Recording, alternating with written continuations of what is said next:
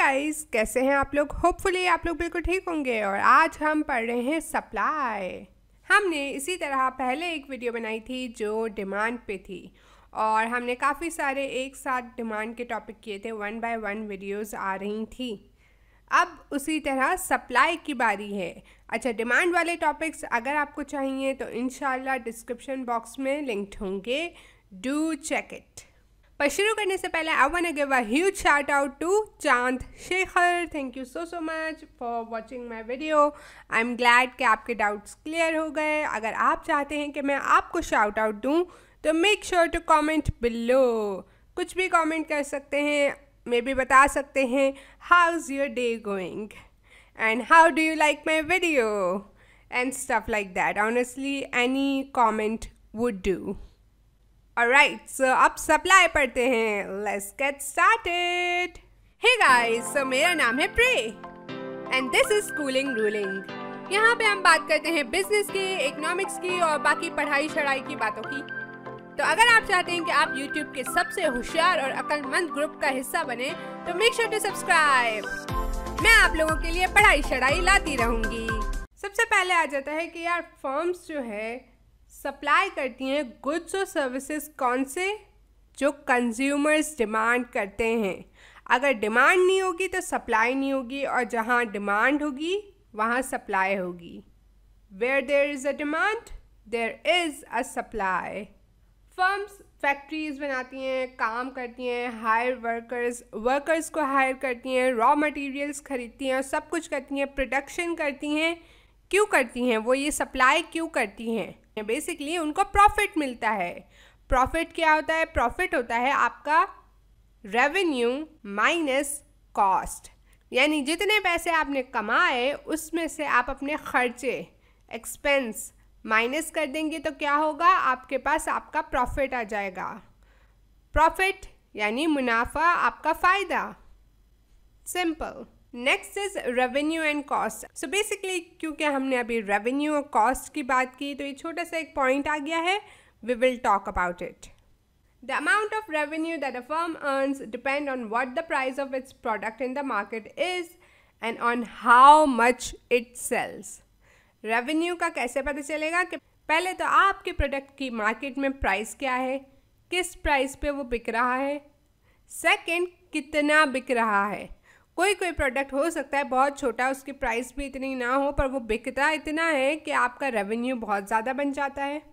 कोई महंगा प्रोडक्ट हो सकता है और उसकी प्राइस तो बहुत है पर वो बिकता ही ज़्यादा नहीं है, तो आपका प्रॉफिट इतना नहीं बनता। Do you get my point? तो रेवेन्यू दोनों चीज़ों पे डिपेंड करता है, और अगर दोनों में से कोई एक चीज़ बहुत ज़्यादा हाई है तो इट्स वेरी लाइकली कि आपका रेवेन्यू अच्छा खासा होगा। Next is cost of production. किस चीज़ पे डिपेंड करती है? बहुत सारे फैक्टर्स हैं, जिनमें से सबसे इम्पॉर्टेंट हैं the kind of input needed to produce the product. किस तरह के इनपुट चाहिए आपके प्रोडक्ट को बनाने के लिए, किस तरह के रॉ मटेरियल चाहिए।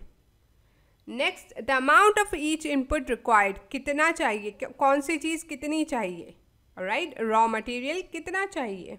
Next is the prices of input. Input की प्राइसेस क्या है, कॉस्ट कितनी है, ऑलराइट? उस हिसाब से आपकी कॉस्ट बनेगी। बाकी बिल्डिंग, वर्कर्स, ये सब तो आएगा ही आएगा। एंड देन आप उसके अंदर छोटा सा अपना प्रॉफिट मार्जिन डालोगे obviously, and you will make it your revenue. तो ये सबसे इम्पॉर्टेंट चीज़ें हैं जिनसे आपकी कॉस्ट बनती है आपकी फर्म की। Next is quantity supplied. अब क्वांटिटी सप्लाइड क्या होती है? It is the amount of a particular product that firms would be willing and able to offer for sale at a particular price during a given time period. एक time पे एक price पे आपका amount आपका product आप कितना बेच रहे हो, सप्लाई कर रहे हो, ठीक है? That's your quantity supplied. अब दो बहुत छोटी सी चीज़ें हैं, वो भी देख लेते हैं। Supply schedule. अच्छा, सप्लाई स्केड्यूल क्या होता है? डिमांड स्केड्यूल की तरह ही होता है। आपका बेसिकली टेबल जिस पे आप एक साइड पे अपनी प्राइसेस रखते हो कि यार इतनी इतनी इतनी इतनी प्राइस है, इस पे आपकी सप्लाई कितनी है यहाँ पे आप वो रखोगे। डिमांड स्केड्यूल में हम देखते थे कि इसकी डिमांड कितनी है, alright? Now next thing is law of supply. अब लॉ ऑफ सप्लाई क्या होता है? देखो, जितनी ज़्यादा प्राइस होगी उतनी ज़्यादा सप्लाई होगी। The positive relationship between price and quantity of a good supplied. Very simple, very easy. क्या है? प्राइस और क्वांटिटी सप्लाइड का पॉजिटिव रिलेशनशिप है। अब पॉजिटिव रिलेशनशिप क्या होता है? एक चीज़ बढ़ी तो दूसरी चीज़ भी बढ़ जाएगी। प्राइस बढ़ी, क्वांटिटी सप्लाइड भी बढ़ जाएगी। तो जैसे ही आपकी एक चीज़ की मार्केट में प्राइस बढ़ती है, उसकी सप्लाई भी बढ़ जाती है। Alright, this is your law of supply. Demand में क्या होता है? जैसे ही प्राइस बढ़ती है डिमांड कम हो जाती है। सप्लाई में ऐसा नहीं होता। सप्लाई में प्राइस बढ़ी तो सप्लाई बढ़ जाती है, प्राइस घटी तो क्या होता है? सप्लाई भी बाय बाय हो जाती है। इट्स लाइक बाय, मैं नहीं आ रही। क्योंकि फर्म्स क्यों बेचेंगी? राइट, फर्म्स को पैसे अर्न करने हैं। जब एक चीज़ की ज़्यादा अमाउंट है, दे आर लाइक हाँ यार यहाँ जाते हैं, ये ज़्यादा ल्यूक्रेटिव है। ल्यूक्रेटिव मार्केट है यानी अमाउंट आएगा, पैसे आएंगे, अच्छी मार्केट है, चलो चल के देखते हैं यहाँ पे क्या सीन है। तो that's your law of supply. अब एक चीज़ है, लास्ट चीज़ है, बहुत सिंपल है, कोई मुश्किल नहीं है, हमने डिमांड में भी की थी, that is supply curve. Supply curve क्या है? Graph illustration. पहले मैंने क्या कहा? टेबल।